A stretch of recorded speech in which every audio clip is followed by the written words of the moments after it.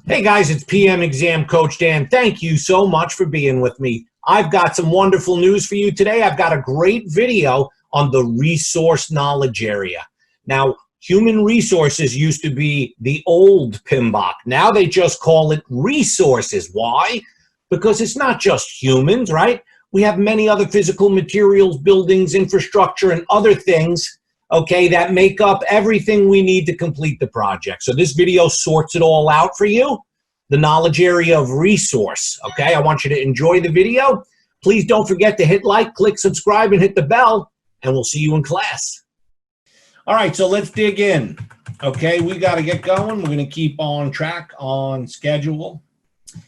And so we just finished with the quality knowledge area. And now we are going to go through resource and communications. All right, here we go. All right, so resources are all the processes that we need to manage, not just the human, okay? Not just the human resources, but all of the processes to make most effective use could include things like materials, buildings, or other infrastructure. All right, and collaboration empowerment is getting more focused now. Remember emotional intelligence, remember servant leadership with Agile, where emotional intelligence, we became more self-aware. All right, and that's what's happening. That's the trend now, as is the use of virtual and distributed teams. Especially with this recent pandemic, we've seen the value of virtual teams, but whether they're in person or face-to-face or virtual, we have to have structures that help us with agile approaches, all right? All right, so there's your obligatory agile blurb, and now it's back to our PMP processes. Resource knowledge area got a big makeover when we went from PMBOK 5 to PMBOK 6. It used to be called human resource knowledge area, and they said, wait a second, it's more than just humans, okay? That can be part of it. All right, so the charter has the high level scope, schedule, and budget. Certainly that's important for planning resource management. There's a connection here to how we manage quality and achieve all of our scope through the scope baseline. We've got our project documents, including the requirements, the risk register, and what our stakeholders' attitudes are about resource management, about cost, etc. EEFs, OPAs, their inputs to almost every process. And then who's really good at planning out resource management? Let's get with them and let's huddle and let's have meetings to support this process. And we can use visual diagrams like the resource breakdown structure, right? Or the organizational breakdown structure, okay?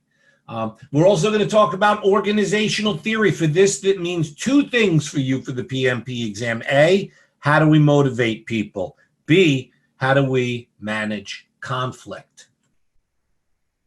All right, so let's talk about a form of a RACI, I suppose, called a RAM.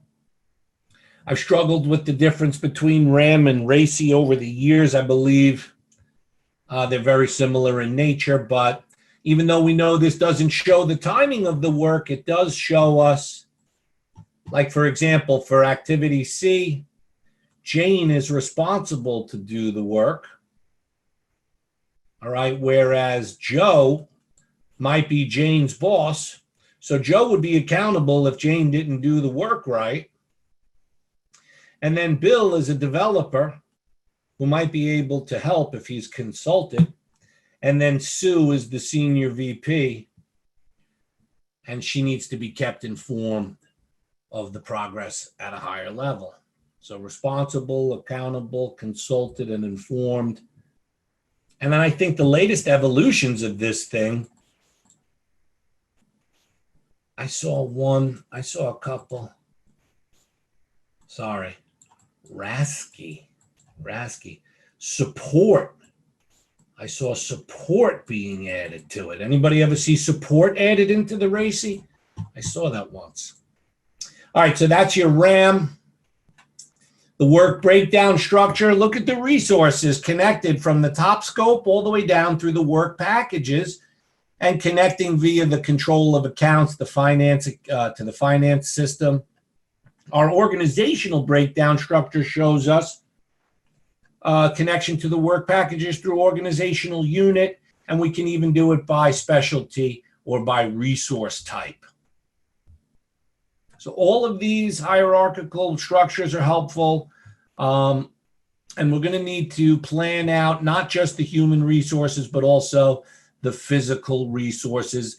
The team comes together and creates a document, a shared vision and mission for themselves, how they intend to achieve the project, how they want to work together, what they want the ground rules to be, how they would, what kind of training would they maybe like to get. And then later on, when we look at the develop team process, you'll see that this team charter is actually an important input to that development of the team. All right, we're going to update the assumption log, potentially the risk register, and it's time to do estimates.